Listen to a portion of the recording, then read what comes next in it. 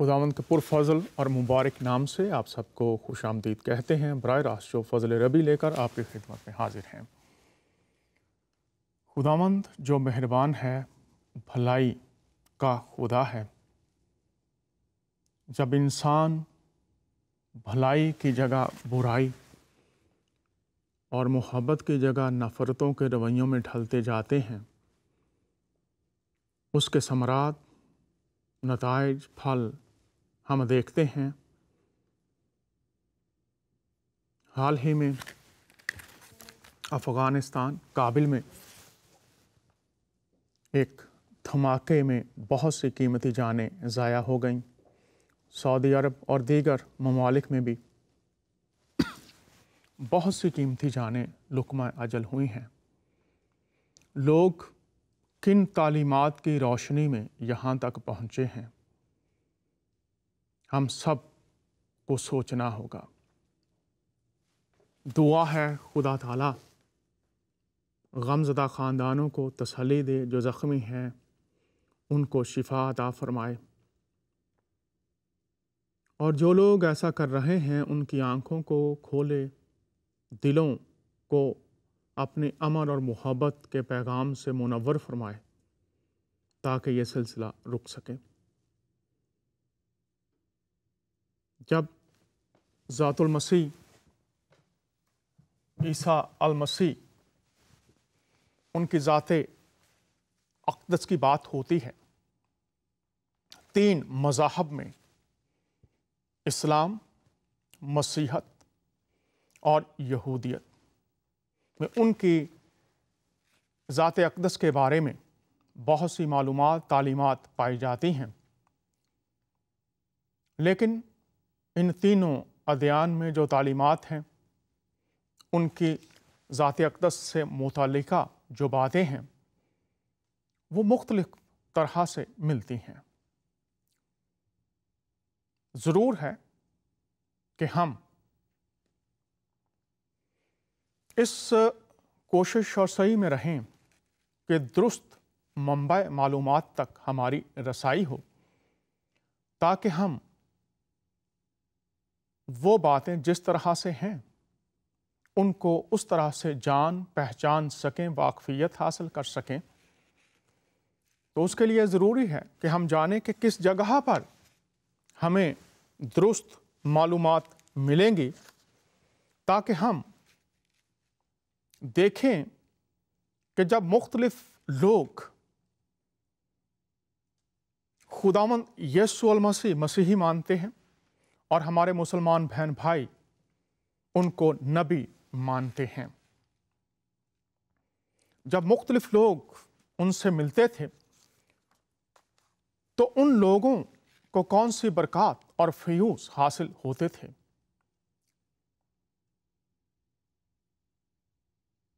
ज़रूरी है कि हम दुरुस्त मंबा मालूमात से वाकिफ़ हों। अगर आप कुरान की बात करते हैं तो कुरान में उनके ताल्लुक़ से तकरीबन 55 आयात बहुत वाज़े तौर से हैं।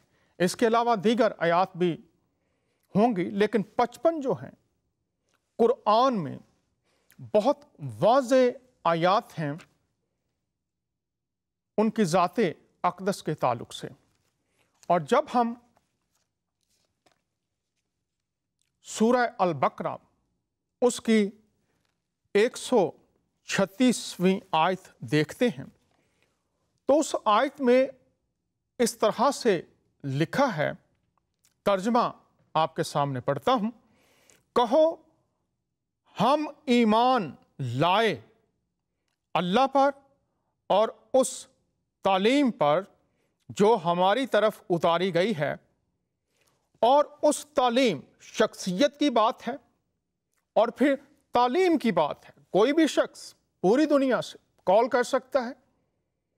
तफसीर पढ़ के लिखा है, जो हमारी तरफ उतारी गई उस तालीम पर, शख्सियत और तालीम दोनों चीज़ें हैं, जो इब्राहिम, इस्माइल, इसहाक, याकूब और उनकी औलाद पर उतारी गई थी और जो मूसा, ईसा और दूसरे नबियों को उनके रब की तरफ से दी गई थी, हम उनके दरमियान फर्क नहीं करते और हम अल्लाह के मतीओ फरमान हैं।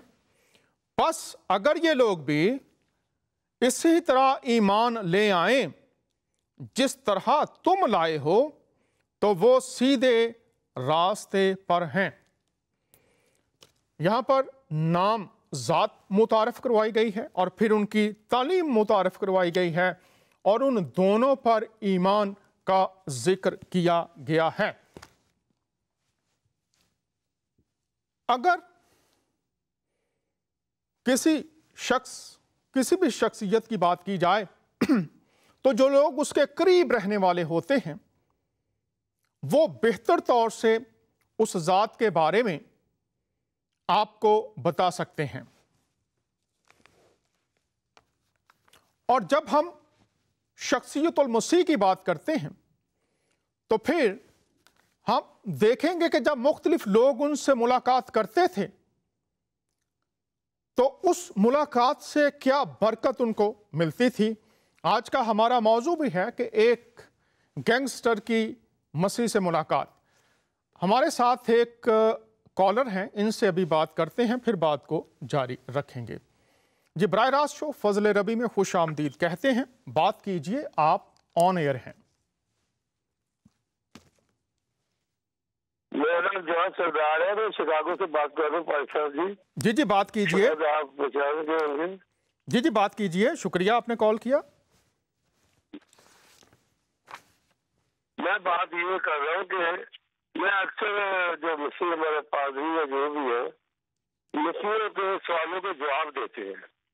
पाकिस्तान इंडिया में ठीक है, मजबूर है, किसी वजह से झगड़ा पैदा हो गया देते हैं, लेकिन यहाँ आके भी हम उनके सवाल ही सुनते हैं। हम उसके पे कोई सवाल नहीं करते, उस पर अटैक नहीं करते, वो हम पे हर वक्त अटैक करते हैं।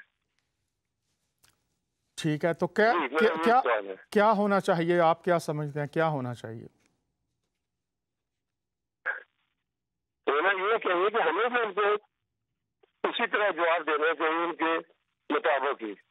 हम बड़ा नरमी से हर वक्त जी करके वो हमारे ऊपर हर वक्त सवाल पे सवाल करते रहते, हमारी बाइबल पे, हमारे मसीह पे, लेकिन हमने कभी उनके मोहम्मद के या किसी के बारे में बात नहीं की।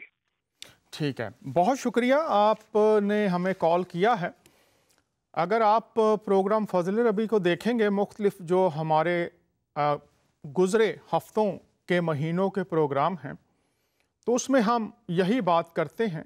अब ये जो हवाला मैंने आपके सामने रखा है, सूरह अल-बकरा 136वीं आयत, अब ये सवाल ही है और जवाब भी है कि अगर शख्सियत है और साथ में तालीम लिखी हुई है तो फिर कहें शख्सियत पर ईमान है लेकिन तालीम को नहीं मानते। तो मैं तो अक्सर कहता हूं अगर कोई शख्स सवाल करेगा उनमें से तो हम तो बात करते रहते हैं कि सोचें लोग। असल बात अटैक करना नहीं है, असल बात किसी को नीचा दिखाना नहीं, किसी को झूठा साबित करना नहीं, बल्कि असल बात यह है कि लोग पहचान करें अपनी अपनी किताबों की। गुमराही के बारे में खुदावंद यीशु मसीह ने फरमाया था, यहूदियों से बात की तो उन्होंने कहा तुम गुमराह हो। अब याद रखिए कि यहूदी शरअ के आलम थे, असातिज़ा थे, फ़िक़्ह को जानते थे, शरीयत से वाकिफ़ थे, खुदा के दी हुए अहकामात और उनकी किस तरह से तशरीह करनी है उससे वाकिफ़ थे। लेकिन मसीह ने क्या फरमाया, और आज मैं पूरे दुनिया के तमाम मज़ाहब के मानने वालों को ये बात कह रहा हूँ आपके सवाल की रोशनी में। आपने फरमाया तुम गुमराह हो, और उसकी दलील, उसकी वजह क्या आपने फरमाई, वो ये थी कि तुम ना किताब मुक़द्दस को जानते हो ना उस पर अमल करते हो, इसलिए तुम गुमराह हो। तो जो लोग अपनी किताबों को पढ़ते हैं समझते नहीं, फिर उनके लिए यीशु मसीह की ये आयत अनाजील में मौजूद है, ज़रूर पढ़नी चाहिए। कोई और बात करना चाहेंगे आप क्या? जी शुक्रिया। जी बहुत शुक्रिया, आपने कॉल किया। कॉल करते रहिए, प्रोग्राम देखिए और उम्मीद करते हैं आपको प्रोग्रामों में आपके सवाल का जवाब भी मिलेगा। बहुत शुक्रिया। सो हम बात कर रहे हैं कहां से जाने कौन बताएगा कि जब लोग ज़ातुल मसीह आपके साथ मुलाकात करते थे तो कौन सी बरकत पाते थे? बहुत से लोग कहते हैं जी हमारी एक बुजुर्ग से मुलाकात हुई, किसी मुकद्दस हस्ती की ज़ियारत हो गई, और लोग कहते हैं वाह वाह क्या बात है जनाब, आप शायद बहुत मतकी परहेजगार हैं, बड़े खुदा के करीब हैं, वो ज़ात आप पर आशिकारा हुई है, आपसे मुलाकात हुई है, ज़ियारत हो गई है जनाब, वाह वाह क्या बात है। लेकिन उस शख्स की ज़िंदगी में क्या तब्दीली आती है? कौन से रवैये उसकी जिंदगी में, आदात खुदा के कलाम के रंग में रंग जाती हैं, या वो जैसा था वैसा ही रहता है? जब लोग आपसे मुलाकात करते थे तो आइए देखते हैं चंद हवाला जात जहां लोगों की आपसे मुलाकात होती थी।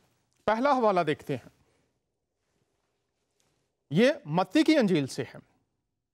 जब यीशु वहां से आगे बढ़ा तो दो अंधे उसके पीछे ये पुकारते हुए चले कि ए इब्ने दाऊद हम पर रहम कर। जब वो घर में पहुंचा तो वो अंधे उसके पास आए, मुलाकात की, और यीशु ने उनसे कहा क्या तुमको एतकाद है कि मैं ये कर सकता हूं? उन्होंने उससे कहा हाँ खुदामंद। तब उसने उनकी आंखें छू कर कहा तुम्हारे एतकाद के मुआफिक तुम्हारे लिए हो, और उनकी आंखें खुल गईं। और यीशु ने उनको ताकीद करके कहा खबरदार कोई इस बात को ना जाने, मगर उन्होंने निकलकर उस इलाके में उसकी शोहरत फैला दी। अब यहां पर हम देखते हैं कि हुजूरुल मसीह की मुलाकात इन दो लोगों से हुई है। अब जब ये मिलने के लिए आए तो उस वक्त हम देखते हैं कि वो अंधे हैं, आंखें नहीं हैं, देख नहीं सकते।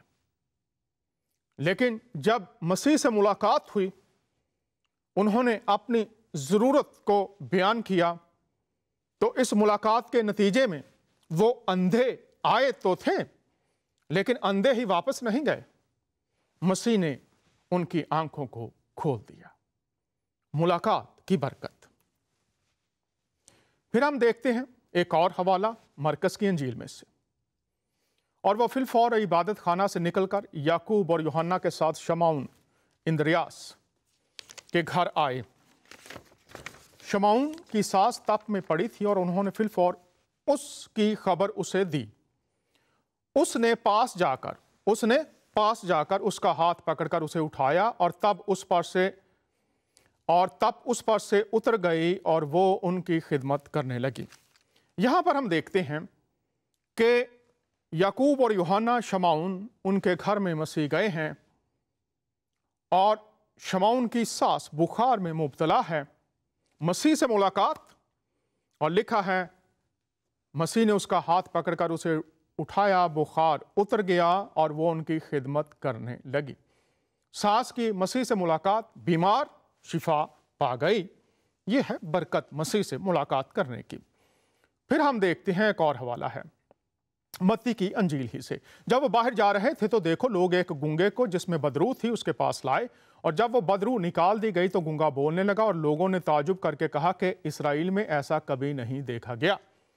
अब यीशु मसीह के पास लोग आए हैं एक गूंगे को लेकर जिसमें बदरू गूंगापन, इसके साथ ये शख्स आपके पास लाया गया, लेकिन वो बदरू गिरफ्तार, गूंगा वापस नहीं गया। बदरू निकाल दी गई और गूंगा बोलने लगा।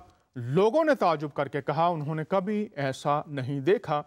हुजूरुल मसीह के पास बदरू गिरफ्तार शख्स, गूंगा शख्स लाया गया, बोलते हुए आज़ाद वापस गया है। फिर हम एक और हवाला देखते हैं आपकी ज़ाते अक़दस के ताल्लुक ही से। आपकी हयात तैयबा में देखें किस तरह से लोग आपके पास आते थे। जब वो शहर के फाटक के नज़दीक पहुंचा तो देखो एक मुर्दे को बाहर लिए जाते थे। वो अपनी माँ का इकलौता बेटा था और वो बेवा थी।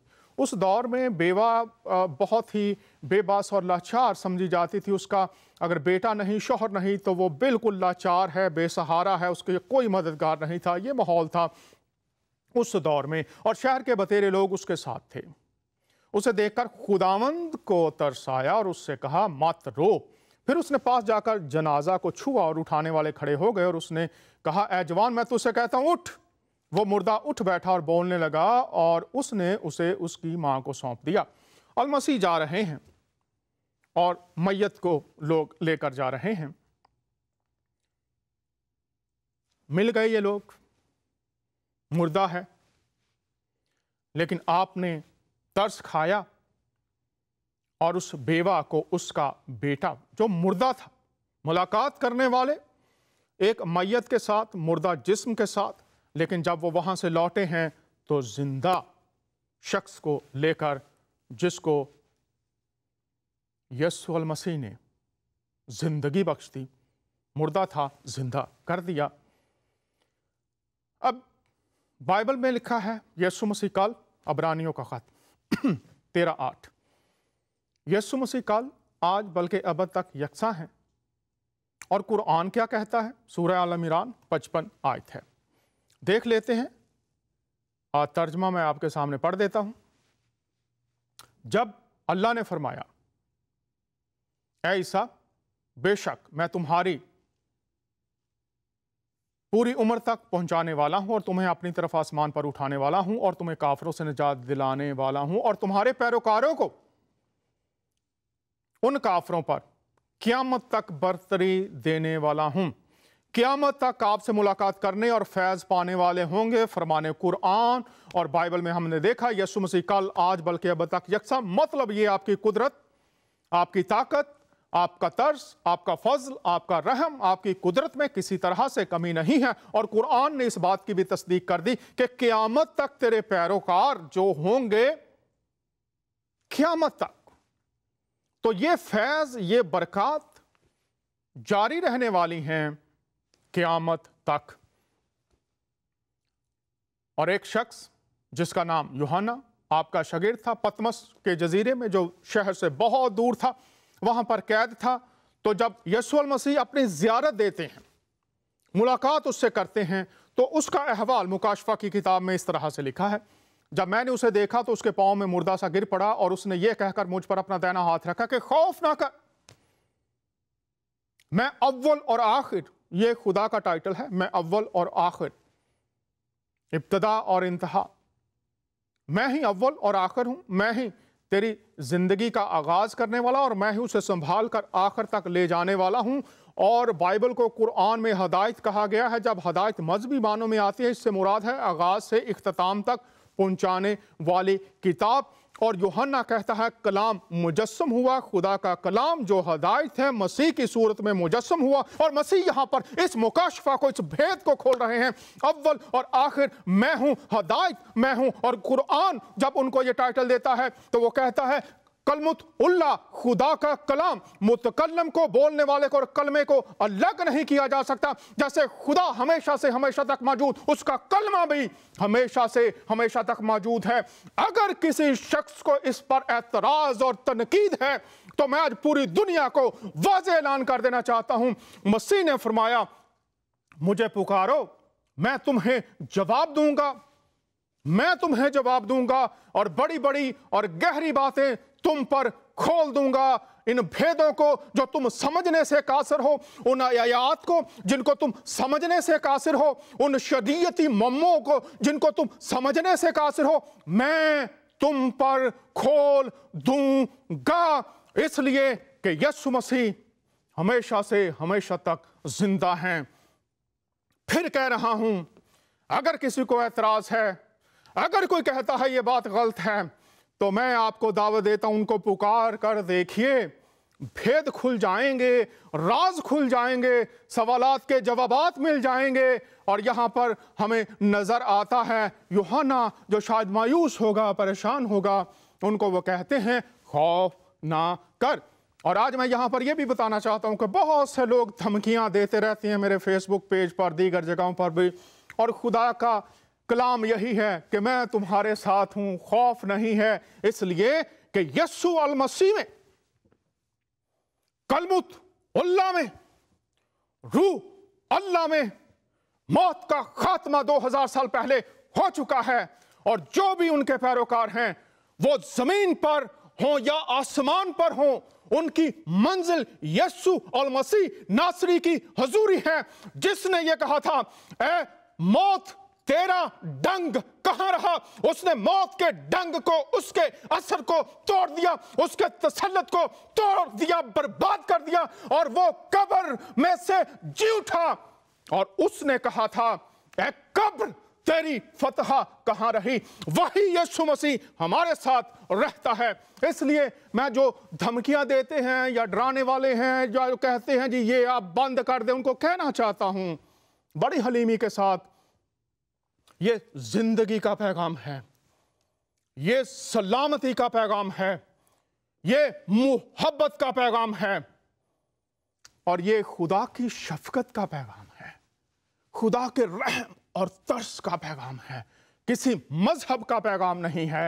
ये यीशु मसीह कलमत उल्लाह, रूह अल्लाह, मुजस्सम खुदा का कलाम है, और उसके वादे शख्सी तौर पर भी मेरे साथ हैं और इज्तिमाई पर भी साथ हैं।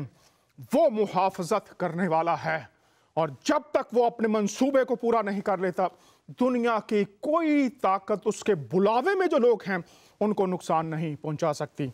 मैं शुक्रगुजार हूं जो लोग दुआओं में याद रखते हैं। मैं जिंदा हूं, मैं मर गया था और अब्दुल आबाद जिंदा रहूंगा।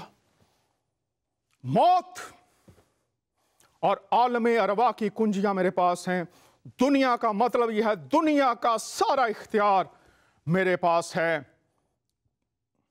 और ये जो मायूस शख्स था, शायद यूहन्ना, शायद ईमान में कुछ मुतजलजल भी हो, अकेला था पतमस के जजीरा पर। इस शख्स के पास खुदावंद यीशु मसीह आ गए और आपने उसको कहा, खौफ ना कर, मैं मर गया था, जिंदा हूं और अब्दुल आबाद जिंदा रहूंगा। मेरा इख्तियार, चाहे तू शहरों से, दुनिया से दूर है, तन्हाई में है, वहां पर भी मैं मौजूद हूं, मेरी हजूरी मौजूद है। और खुदा के बंदे दाऊद ने, आज जो मायूसी में लोग हैं, मुश्किलात में लोग हैं, जो लोगों के डर से घबराए हुए लोग हैं, उनको बताना चाहता हूं, खुदा का बंदा दाऊद जब खुदा के साथ चलता रहा, उसने खुदा की हजूरी से यह सीख लिया था। वो दुश्मनों में घिरा रहा, वो अमन के माहौल में वो फाते भी रहा, मुश्किलात का सामना भी किया, लेकिन उसने कहा, ऐ खुदा, मैं तेरी रूह से कहां भाग जाऊं? अगर मैं जमीन की तह में चला जाऊं तो वहां भी तू है, अगर मैं पर लगाकर आसमानों में चला जाऊं वहां भी तू है। हर जगह तेरी हजूरी ने मुझे घेरे रखा है। और वही यीशु मसीह जो जिंदा है, इस्लाम में मानते हैं, मसीहत में मानते हैं, वही यीशु मसीह यूहन्ना पर जाहिर हुआ और उसको बताया कि मत डर, सारा इख्तियार मेरे पास है। और जो ही यह मुलाकात हुई, हर किस्म का डर, खौफ, मायूसी खत्म हो गई और उसने मुकाशफा की किताब लिखी, जो आज तक पूरी दुनिया में पढ़ी जाती है। इसके बाद हम देखते हैं यीशु मसीह से मुलाकात करने वालों में एक शरा का आलम जो यहूदी उस्ताद था, वो आया यीशु मसीह के पास। उसके कुछ सवालात थे। यूहन्ना की अंजील के 11वें बाब में आप पढ़िएगा। वो सवालात जो शायद उसको किताबों में ना मिले, फलसफे में ना मिले।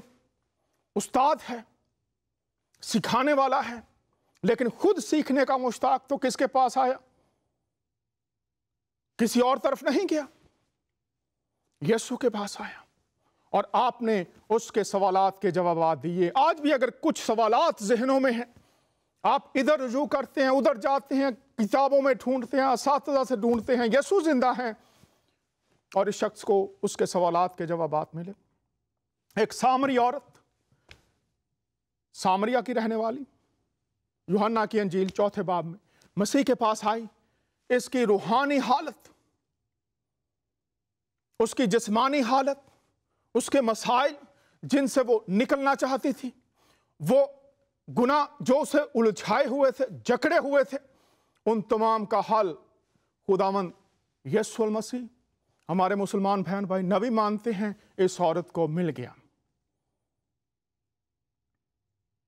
क्या आज भी ऐसा हो रहा है? बुजुर्गों की ज़ियारतें, मुक़द्दस हस्तियों की ज़ियारतें, अब इन तमाम हवालाजात में जितने लोगों की मुलाकात मसीह से हुई, आप देखिए क्या क्या बरक़ात मिली। और आने वाले शोज़ में दीगर जो पहलू हैं उन पर भी बात करते रहेंगे। सवाल ये है कि आज भी ऐसा होता है? आइए, एक मेहमान हमारे साथ हैं, उनसे मुलाकात करते हैं। जनाब मोहतरम पास्टर साहब हमारे साथ हैं, इनसे बात करते हैं। ये पास्टर साहब, आपको खुश आमदीद कहते हैं बराह रास्त शो फजल रबी में। कैसे हैं आप? बहुत बहुत शुक्रिया। सबसे पहले खुदा का शुक्रिया और जिंदगी टीवी का शुक्रिया और डॉक्टर डैनियल का बहुत बहुत शुक्रिया, जिन्होंने ये मौका दिया ताकि आज मैं इस गवाही को दुनिया तक पहुंचा सकूं, कैसे प्रभु ने मेरे जीवन में कार्य किया है। बहुत शुक्रिया। बहुत पहले बहुत, बहुत हम शुक्रिया। आपसे दरख्वास्त करेंगे, थोड़ा सा बताइए अपने खानदान के बारे में। कहाँ पैदा मैं हुए? बताना चाहता हूँ जी, वालदैन कैसे थे, उनकी धार्मिक मजहबी जिंदगी कैसी थी, बचपन कैसा गुजरा, ये बताइए। मैं बताना चाहता हूँ, मैं एक हिंदू परिवार में से मैं जन्म लिया और मेरे माता पिताजी जन्म से ही, जब मैं पैदा हुआ, मैं मंदिर जाया करते थे, पूजा पाठ किया करते थे और मैंने वहीं से सीखा। और मैंने वही कार्य जो मेरे माता पिताजी किया करते थे, उसी कार्य को मैंने भी करना शुरू किया और इसी तरह मैं जी, हम बड़ा हुआ। पास्टर साहब, ये आप कह रहे हैं कार्य किया करते थे, मतलब काम किया करते थे, पूजा किया करते थे, मजहबी रस्में थी। थोड़ा सा ये बताइए वो क्या थी? ये नहीं हम पूछ रहे, ठीक है आप के माता पिता थे हिंदू, लेकिन वो करते क्या थे? किस देवी या देवता के वो पुजारी थे? घर का माहौल कैसा था? थोड़ी सी तफसील बताइए अगर आप पसंद फरमाएं।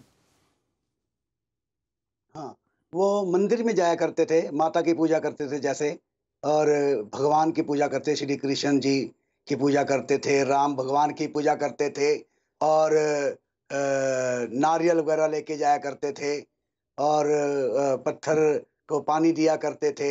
तो ऐसा कार्य वो किया करते थे, जो मैंने जब जन्म हुआ मेरा, तो वही से मैं उसको सीखा और देखा, और जैसे मेरे माता पिता करते थे ऐसा मैंने भी करना सीखा।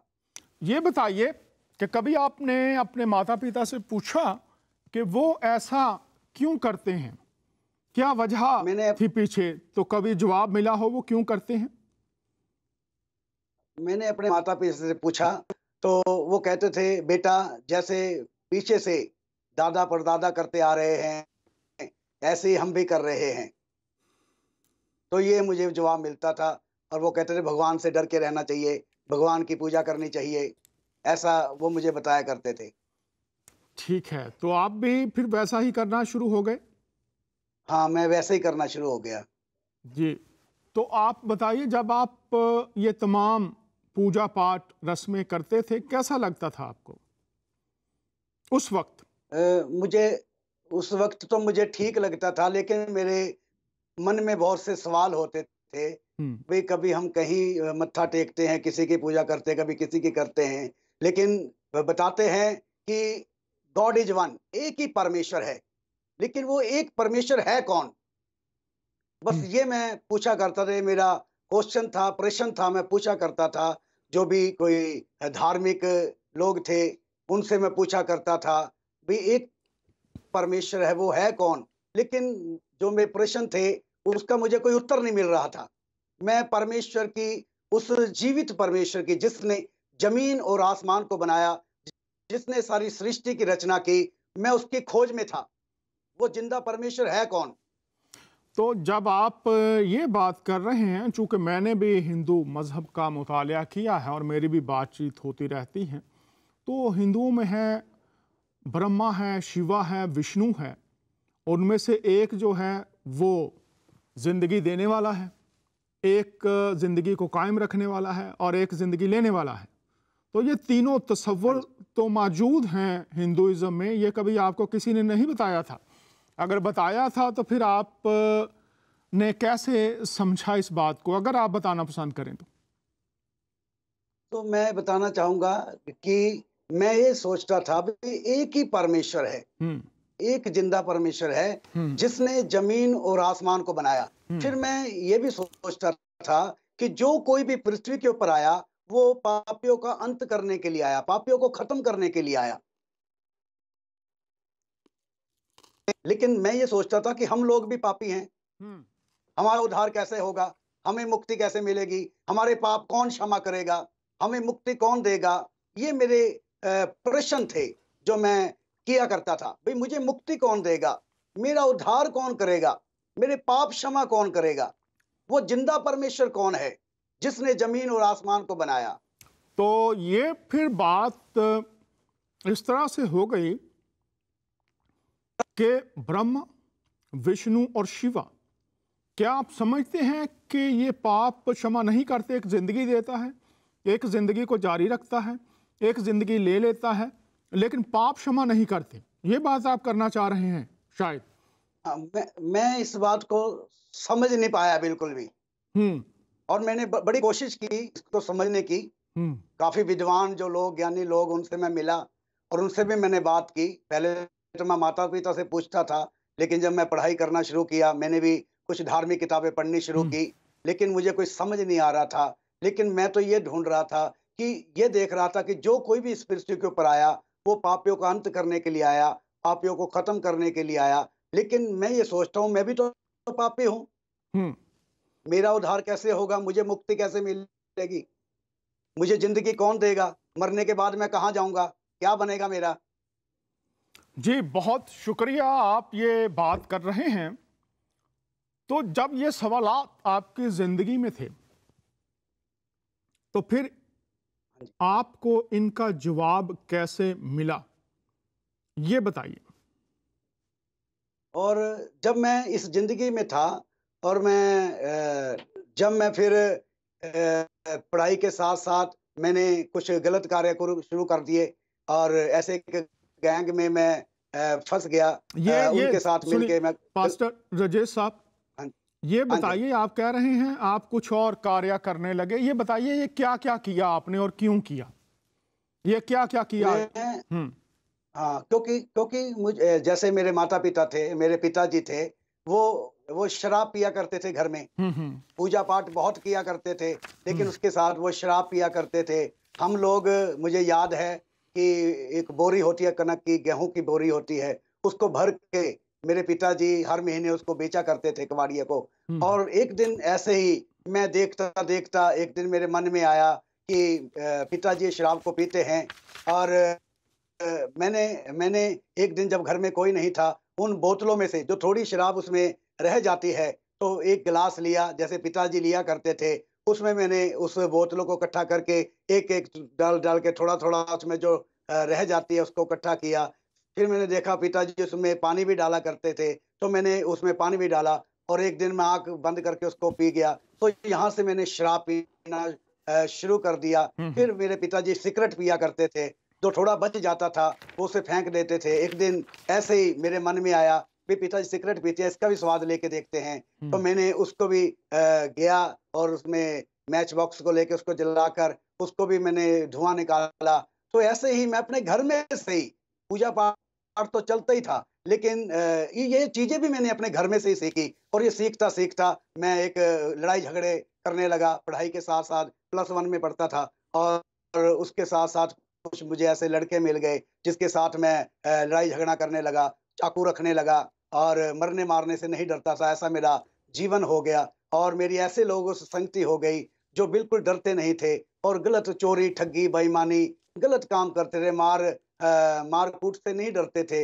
ऐसे लोगों को मैं फंस गया और उनमें मैं आगे बढ़ता गया। और एक दिन ऐसा हुआ कि हमारे पंजाब में पटियाला है, पटियाला में मैं गया। वहाँ पे एक भाई जो मेरा दोस्त था, वो भी ऐसे गलत संगति में था, और मैं उससे मिला और उसे मैं जाके कहा करता था भी आप भगवान का नाम लिया करो, पूजा पाठ किया करो, ये गलत काम मत करो। लेकिन मैं करता था, उसे मैं समझाता था, लेकिन वो कहता कोई नहीं, भगवान कुछ नहीं है, सब पैसा ही सब कुछ है। तो लेकिन एक दिन जब मैं उसके पास गया, उसने मुझे बोला भी एक परमेश्वर का जन आया, खुदा का जन एक आया हुआ है, हमने वहां जाना है। मैं बड़ा खुश हुआ उसके मुंह से परमेश्वर का नाम सुनकर, और मैंने कहा ठीक है, मैं भी आपके साथ जाऊंगा। और मैं उसके साथ गया और जब उस जगह पे गया जहाँ पे वो परमेश्वर का जन था, वो हाथ में कलाम लिए हुए वो प्रचार कर रहा था। जब वो प्रचार कर रहा था, तो मैंने उस अपने दोस्त मित्र से बोला, भाई ये तो यार अपने जैसा लड़का है और ये कलाम लेकर, किताब लेकर ये खड़ा है। वो कहते चुप हो जाओ, आप बातचीत सुनो, वो कहता क्या है।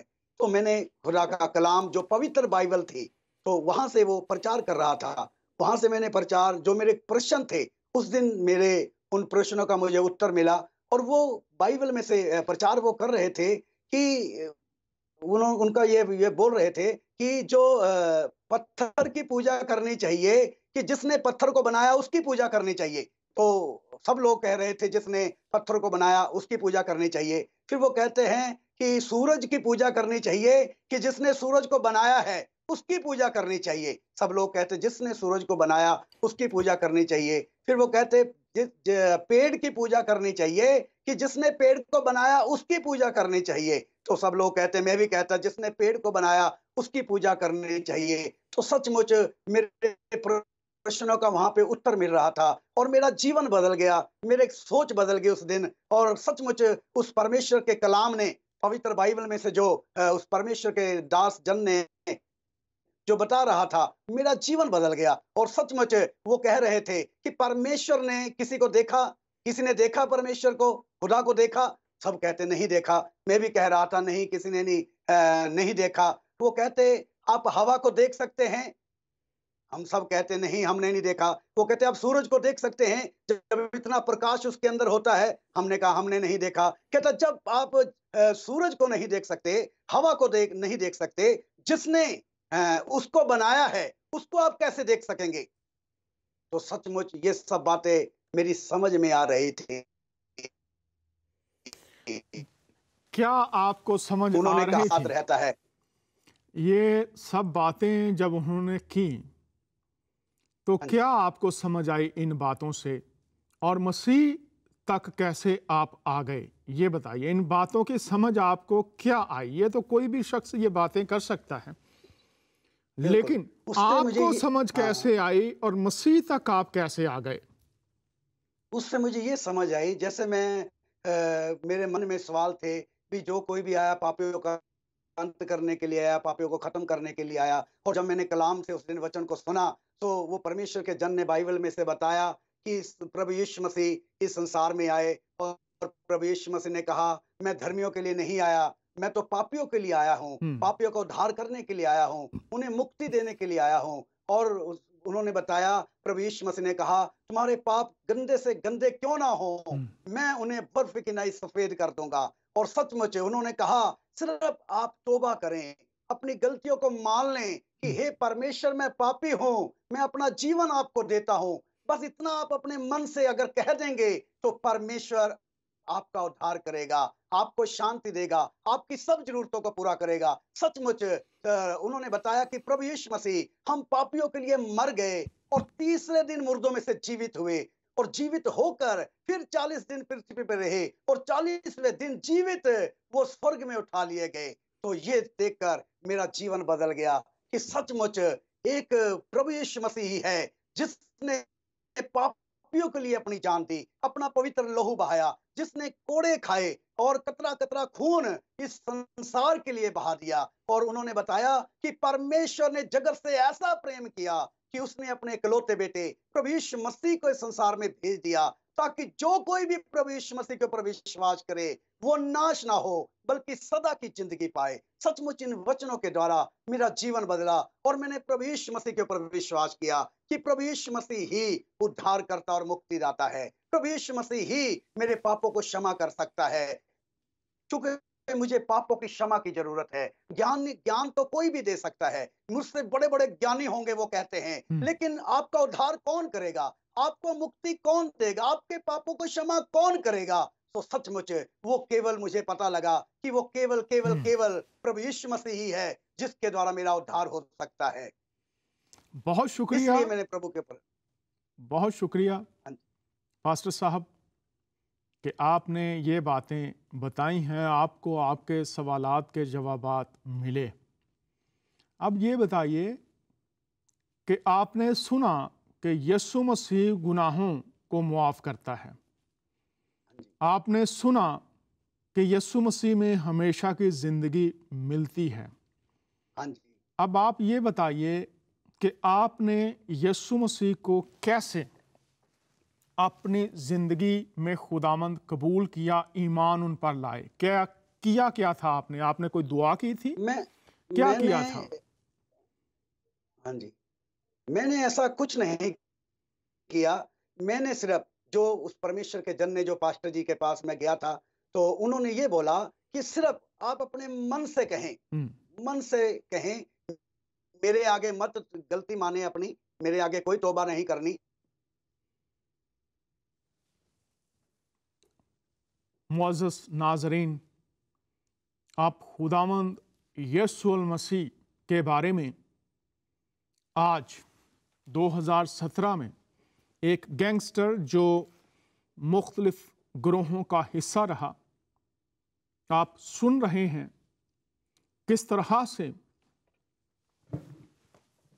बाइबल, अनाजील, जिस पर बहुत से लोग एतराज़ात करते हैं बदल गई है या बदल दी गई है,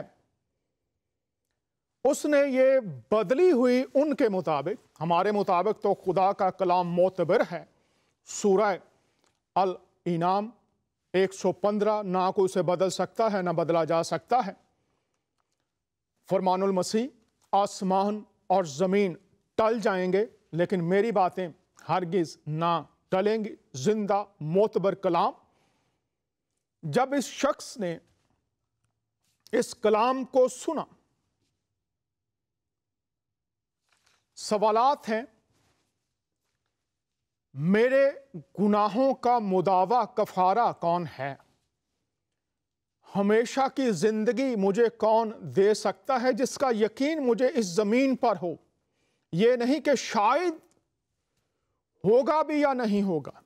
इस जमीन पर मुझे इस बात की जमानत मिल जाए कि मेरे गुनाहों का कफारा मुआफी हो गई है और मुझे हमेशा की जिंदगी जो खुदा इब्राहिम, इसहाक और याकूब का खुदा है, उसके वसीला से मिल गई है।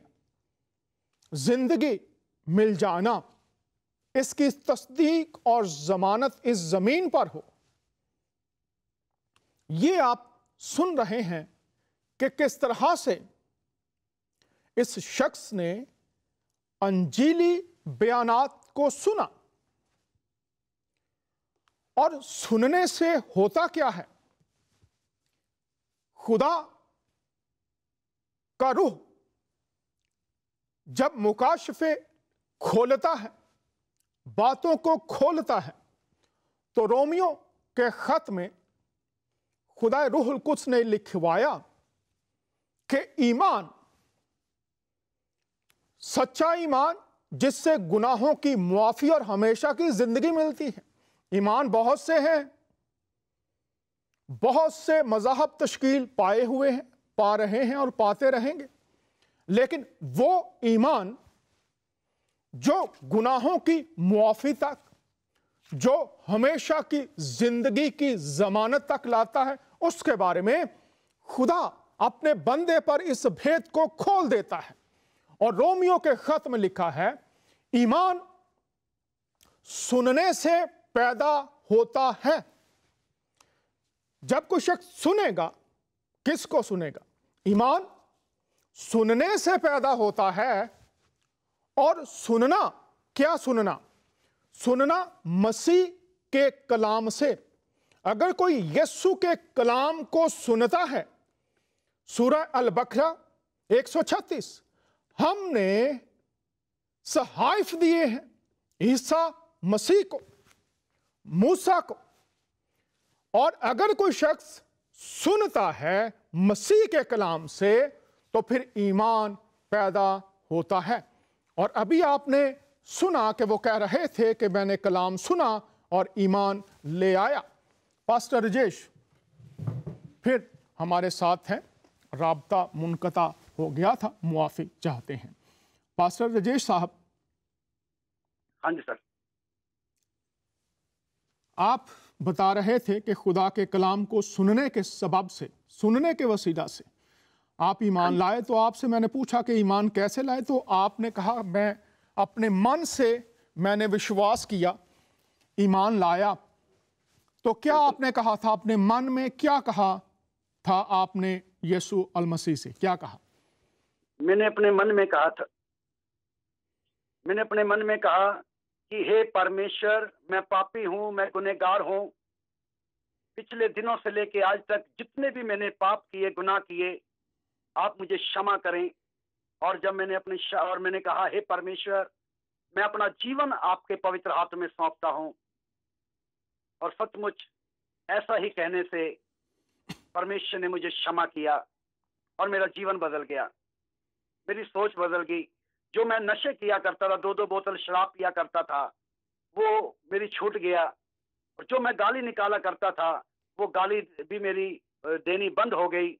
जो लड़ाई झगड़ा मैं किया करता था, परमेश्वर ने मेरी बुद्धि को बदल दिया और सचमुच मेरा जीवन बदल गया। और परमेश्वर ने एक नई शांति, तसल्ली मुझे दी। और मैंने कुछ नहीं किया, मैंने कोई चढ़ावा नहीं चढ़ाया, मैंने कोई रुपया पैसा नहीं दिया, ना किसी से लिया। सिर्फ मैंने कलाम सुना और परमेश्वर के कलाम ने मेरा जीवन बदला। वो जिंदा कलाम है और उसके सुनने से ही मेरी बुद्धि बदल गई, मेरी आंखें खुल गई, मेरे कान खुल गए और सचमुच मेरा जीवन बदला। बहुत शुक्रिया मेरे मुसलमान बहन भाई जो सुन रहे हैं इस वक्त। ये बात जो इस वक्त पास्टर साहब कर रहे हैं, अगर आपने कुरान से इसकी तस्दीक करनी हो तो सूरह अल हदीद उसकी 27वीं आयत है। और आप मौलाना अशरफ थानवी, मौलाना फतह मोहम्मद जलंधरी, इन दोनों का जो तर्जमा है उर्दू में वो पढ़िए। अगर आपने ये बात, शायद आप कबूल नहीं करना चाहते होंगे, आप सुन रहे हैं ये बात, शायद आप कहें कैसे ये हो सकता है, बुद्धि बदल गई, शख्सियत बदल गई, आदत बदल गई, कैसे ये हो सकता है? तो कुरान ने इसका जवाब दिया है सूरह अल हदीद और उसकी 27वीं आयत, और दूसरा करंथियों का खत 5वां बाब और 7वीं आयत, गालिबन अगर मैं गलत कहूँ वहाँ पर लिखा है जो मसीह में है वो नया मखलूक है, और सूरह अल हदीद में है वो मसीह में जो है वो नया मखलूक बन जाता है। बहुत शुक्रिया पास्टर रजेश साहब। अब आप ये बताइए कि आपने यीशु मसीह को कबूल कर लिया, तो क्या इसके बाद फिर कुछ मुश्किलात का सामना करना पड़ा, कुछ मुखालफत हुई, कुछ कठिनाइयाँ आई ज़िंदगी में? अगर आई तो कैसे सामना किया? मेरे जीवन में मुश्किलें आई, और जब मैंने प्रभु को ग्रहण किया, प्रभु को माना कि सचमुच प्रभु यीशु मसीह मुक्तिदाता है, और जब मैं अपने घर आया, मेरे परिवार वाले सबसे पहले मेरे विरोध में हो गए, ये तूने क्या किया, तो किधर चला गया। मैंने उनको बोला ये तो मुझे भी नहीं पता था, मैंने कभी सोचा नहीं था कि मैं कहीं चर्च में जाऊंगा या प्रभु यीशु मसीह के पास जाऊंगा। अगर वो व्यक्ति जिसके साथ मैं गया था, अगर वो मुझे बोल देता कि हम चर्च के सत्संग में जा रहे हैं या कोई प्रभु यीशु मसीह की कोई सत्संग है वहां पे जा रहे हैं, तो मैंने कभी भी नहीं जाता। लेकिन उसने ऐसा कुछ नहीं बोला, उसने कहा एक खुदा का जन आया है और वहां पे हमने जाना है। तो मैं उस रीति से गया जैसे हम हिंदू रीति रिवाज में भगवान की पूजा करते हैं, इसी सोच को लेकर मैं वहां पे गया, और वहां पे गया तो मैंने कलाम सुना और मेरा जीवन बदल गया। और ऐसे ही मेरे माता पिता मेरे एंगेज्ड हो गए, बिल्कुल विरुद्ध हो गए, ये तू क्या कर रहा है। एक हफ्ता हमारे घर में बड़ा क्लेश रहा, लेकिन मैं खुदा से प्रार्थना करता रहा, दुआ करता रहा, प्रभु जैसे आपने मेरे जीवन को बदला है आप इनके जीवन को भी बदलें। और ऐसे ही मेरे रिश्तेदार मेरे एंगेज्ड हो गए, मेरे समाज के लोग मेरे एंगेज्ड हो गए, और बहुत सारे लोग तो मुझे ऐसे कह रहे थे, मेरी शादी नहीं हुई थी तब जब मैंने प्रभु यीशु मसीह को ग्रहण किया। मैंने 1990 में प्रभु यीशु मसीह को ग्रहण किया, प्रभु यीशु मसीह को अपना जीवन दिया। और बहुत सारे लोग मुझे कहते थे आपके बच्चे नहीं होंगे या टेढ़े मेढ़े होंगे या होकर मर जाएंगे। बहुत सारे ऐसी मुश्किलें मेरे जीवन में आई। बहुत सारे लोगों ने मुझे मेरा मन को डामाडोल करना चाहा, लेकिन और जैसे जब मैं प्रचार करने लगा और बंदगी में जाना, बहुत सारी बारी मैंने पुलिस थाने में भी मैं जाया गया मुझे लेकर, लेकिन परमेश्वर मेरे साथ था। ये बताइए ये बताइए, बाकी तो मुखालफत है, ठीक है, पुलिस थाने में जब आपका लेकर गए तो क्या इल्जामात थे आप पर और कैसे आपने उसका सामना किया? वहाँ पे कुछ लोग थे जहाँ पे हम मतलब कि बंदगी किया करते थे। वहाँ पे कुछ लोग थे, वो कहते हम यहाँ पे आपको बंदगी करने नहीं देंगे। तो उन्होंने हमारी कंप्लेंट कर दी, हमें थाने में बुलाया गया और थाने में जाके हमने कहा कि हम कोई वहाँ पे कोई गलत बातें नहीं सिखाते, हम तो जो खुदा ने हमें बताया है, जो हमारा पवित्र बाइबल में लिखा है वही प्रचार करते हैं। और उसमें लिखा है कि प्रभु यीशु मसीह ही मुक्तिदाता है, जमीन और आसमान टल जाएंगे लेकिन प्रभु के कहे हुए वचन कभी नहीं टलेंगे। और प्रभु यीशु मसीह ने कहा मैं ही स्वर्ग का दरवाजा हूँ, मुझसे बिना कोई स्वर्ग में नहीं जा सकता। हम लोगों को बुलाते, उन्हें अच्छी शिक्षा देते हैं। मैं अपने जीवन के बारे में भी पुलिस में बताया कि मेरा जीवन ऐसा था और परमेश्वर ने मेरे जीवन को बदला और मैं चाहता हूं कि ये सब लोग भी बदल जाएं। ऐसा किया और पुलिस ने हम पे कोई एक्शन नहीं लिया और ऐसा कुछ नहीं हुआ, लेकिन थोड़ी मुश्किल का सामना करना पड़ा। जैसे कभी बार बार पुलिस बुलाती थी, ऐसा मत करो आप, वो लोग ऐसे करते हैं। तो लेकिन मैं परमेश्वर का धन्यवाद करता हूँ कि सब बातों से परमेश्वर ने मुझे बचा के रखा। बहुत शुक्रिया। तो आप ये बताइए, अब आप यीशु मसीह के लिए क्या कर रहे हैं? अब प्रभु यीशु मसीह के लिए मैं प्रचार करता हूँ, लोगों को बताता हूँ भी प्रभु यीशु मसीह मुक्तिदाता है, क्योंकि प्रभु का वचन बताता है कि स्वर्ग और पृथ्वी का सारा अधिकार मुझे दिया गया है। इसलिए तुम जो बातें मैंने तुम्हें सिखाई हैं पूरे जगत में जाओ और जो बातें मैंने तुम्हें सिखाई हैं उन लोगों को भी बताओ। और जो विश्वास करे कि प्रभु यीशु मसीह मुक्तिदाता है, जो विश्वास करे, है ना, और उनको बोलो कि मैं जगत के अंत तक तुम्हारे साथ हूँ। जैसे कि कलाम में लिखा है प्रकाशित वाक्य 1 अध्याय 17 वचन में कि प्रभु यीशु मसीह ने कहा मैं मर गया था, देख अब मैं युगन युग जीवित हूँ, स्वर्ग और नरक की चाबियों का गुच्छा मेरे पास है। सचमुच आज मैं लोगों को बताता हूँ कि प्रभु यीशु मसीह के पास आने से शांति मिलती है, क्योंकि प्रभु यीशु मसीह ने कहा कि हे परिश्रम करने वालों, बोझ के नीचे दबे हुए लोगों, मेरे पास आओ, मैं तुम्हें आराम दूंगा, मैं तुम्हें शांति दूंगा। सचमुच मैं लोगों को अपना प्रैक्टिकल जाके बताता हूँ कि सचमुच परमेश्वर ने मुझे शांति दी है। परमेश्वर, मैं ऐसा था, मैं शराब पिया करता था, मैं नशा करता था, मैं लड़ाई झगड़ा करता था और मैं गलत काम करता था, लेकिन परमेश्वर ने मेरे जीवन को बदला। अगर आप भी विश्वास करेंगे तो परमेश्वर आपके जीवन को भी बदलेगा। बहुत शुक्रिया। आप कह रहे हैं यीशु मसीह खुदामंद है। बहुत से लोग जो हैं उनको खुदामंद नहीं मानते, आप उनको क्या पैगाम देना चाहेंगे? मैं उनको ये पैगाम देना चाहूंगा कि प्रभु यीशु मसीह के बिना हमें मुक्ति नहीं मिल सकती, क्योंकि खुदा का कलाम बताता है कि मैं ही मुक्तिदाता हूँ, मुझसे बिना मुक्ति मिल ही नहीं सकती। और पवित्र बाइबल में लिखा है, प्रभु यीशु मसीह ने कहा पाप माफ करने का अधिकार सिर्फ मुझे ही दिया गया है। और प्रभु यीशु मसीह ने कहा कि मैं जगत के अंत तक हमेशा सदैव हमेशा तेरे साथ हूँ, ना कभी तुझे छोड़ूंगा, ना कभी तुझे त्यागूंगा। मैं एक सा परमेश्वर हूँ, ना मैं ऊँघता हूँ ना मैं सोता हूँ, मेरी आंखें हमेशा तुम्हारे ऊपर लगी रहती हैं। सचमुच उसका ये गहरा प्रेम जो परमेश्वर ने हमसे अपने बेटे प्रभु यीशु मसीह के द्वारा किया, सचमुच जो हमें वो कायल कर देता है, हमें बेबस कर देता है कि इतना बड़ी कुर्बानी, इतना बड़ा बलिदान प्रभु यीशु मसीह ने मेरे लिए, पूरे जगत के लिए दे दिया। बहुत शुक्रिया। हमारे पास सिर्फ चंद मिनट हैं। पूरी दुनिया को अगर पैगाम देना चाहें आप जल्दी से 2 मिनट में, तो क्या पैगाम देंगे? मैं यही पैगाम देना चाहूंगा कि प्रभु यीशु मसीह आज सबको बुला रहा है। प्रभु यीशु मसीह किसी धर्म या जाति के लिए नहीं आए। प्रभु यीशु मसीह ने कहा कि मैं तो चाहता हूँ, परमेश्वर का वचन बताता है कि उसने कहा जगत से परमेश्वर ने प्रेम किया। मैं ये बताना चाहता हूँ आज दुनिया के सब भाई बहनों से, परमेश्वर का वचन बताता है कि परमेश्वर ने कहा मैं जगत से ऐसा प्रेम किया और उसने अपना इकलौता बेटा हमारे लिए दे दिया, ताकि जो कोई भी उसके ऊपर विश्वास करे, कोई भी जाति धर्म का क्यों ना हो, कोई किसी भी वो जो कोई भी प्रभु यीशु मसीह के ऊपर विश्वास करे वो नाश नहीं होगा बल्कि सदा की जिंदगी पाएगा। प्रभु यीशु मसीह ने कहा मैं इसलिए आया हूँ ताकि तुम बहुत तायत का जीवन पाओ, मैं इसलिए आया हूँ ताकि शैतान के कामों का अंत करूं। सचमुच प्रभु यीशु मसीह के बिना हमें मुक्ति नहीं मिल सकती। प्रभु यीशु मसीह के बिना हमारे पाप क्षमा नहीं हो सकते। मैं दुनिया के सब भाई बहनों से बताना चाहता हूँ कि आज ज्ञान तो कोई भी दे देगा, बड़े से बड़े ज्ञानी बैठे हैं, लेकिन हमारे पाप कौन क्षमा करेगा? हमें हमें उद्धार कौन देगा? आज मेरे भाई और बहनों, हमें उद्धार की जरूरत है। आज हमें मुक्ति की जरूरत है। इंसान की कोई गारंटी नहीं है, कल क्या होगा कुछ पता नहीं है। प्रभु का वचन कहता है आज ही मुक्ति का दिन है, आज ही उद्धार का दिन है। जो कोई भी मेरे ऊपर विश्वास करता वो नाश नहीं होता, सदा की जिंदगी पाता है।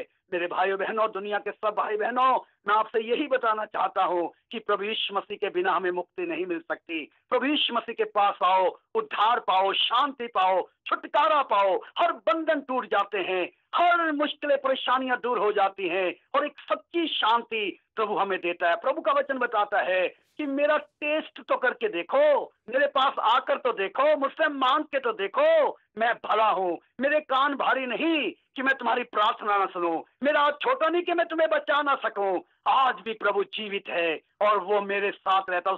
उसका वचन बताता है कि मैंने तुम्हें अपनी गोद में उठाया हुआ है। लड़ाई तुम्हारी नहीं, लड़ाई मेरी है। चाहे वो दुखों की लड़ाई है, चाहे वो बीमारियों की लड़ाई है, चाहे वो कोई भी परेशानी क्यों ना हो, प्रभु कहता मैं तुम्हारी ओर से लड़ूंगा और मैं तुम्हारे आंसुओं को पूंछ डालूंगा, उन्हें मैं जमीन पे गिरने नहीं दूंगा। ओ प्रभु ने हमें बेहद प्रेम किया। हे मेरे भाई और बहनों, मैं आपको बताना चाहता हूँ, सचमुच प्रभु यीशु मसीह के बिना हमारा उद्धार नहीं हो सकता, हमें मुक्ति नहीं मिल सकती। हमने कोई धर्म नहीं बदलना, हमने मन बदलना। मैंने कोई धर्म नहीं बदला, मैं आपको बताना चाहता हूँ। मैं आपको बताना चाहता हूँ कि मैंने कोई अपना धर्म या जात नहीं बदली। जो मैं पहला था वो ही आज हूँ, लेकिन मैंने अपना मन बदला है, मैंने अपनी सोच बदली है। पहले मैं गलत कार्य करता था, नशा करता था, गालियां निकालता था, लड़ाई झगड़ा करता था। मैंने ये बदला है, मैंने और कुछ नहीं बदला। और आपको भी मैं बताना चाहता हूँ, धर्म ना बदलें, सिर्फ अपना मन बदलें। परमेश्वर आपको आशीष दे। हालेलुया। बहुत शुक्रिया पास्टर सुरेश। राजेश हमारे साथ थे। बहुत शुक्रिया pastor Rajesh. Thank you sir. पूरी दुनिया में आप इस शो को देखते हैं और देखते भी रहेंगे, रिपीट भी होगा। जब तुम उसकी आवाज को सुनो तो अपने दिलों को सख्त ना करो। दिल की सख्ती से मुराद अपने आप को रोकना, खुदा के कलाम को रद्द करना, खुदा के कलाम की तरफ आना ना चाहना, खुदा के कलाम को जड़ पकड़ने ना देना। जब तुम उसकी आवाज को सुनो तो अपने दिलों को सख्त ना करो।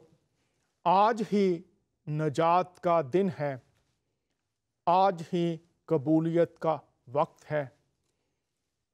एक बीमार को मसीह के पास लाए, मफलूज था। मसीह ने कहा जा, तेरे गुनाह माफ हुए, और उसको शिफा दी। डाकू सलीब पर, एक दाएं एक बाएं, एक ने कहा आप जब अपनी बादशाहत में आए तो मुझे याद कीजिएगा। मसीह ने फरमाया तू आज ही मेरे साथ फिरदौस में होगा। आपने फरमाया आसमान और जमीन का कुल इख्तियार मुझे दिया गया है। इब्ने आदम खोए हुओं को ढूंढने और नजात देने आया है, मैं इसलिए आया हूं। आपने फरमाया कि तुम जिंदगी पाओ और हमेशा की जिंदगी पाओ। आज भी वो अपने बाजू खोले हुए बुला रहा है। कौन गुनाहों की मुआफी, हमेशा की जिंदगी पाने के लिए उसके पास आएगा। आपका मुंतजर है, फैसला आपका है। अगले हफ्ते फिर आपसे मुलाकात होगी। इजाजत चाहते हैं आपका मेजबान दानियाल।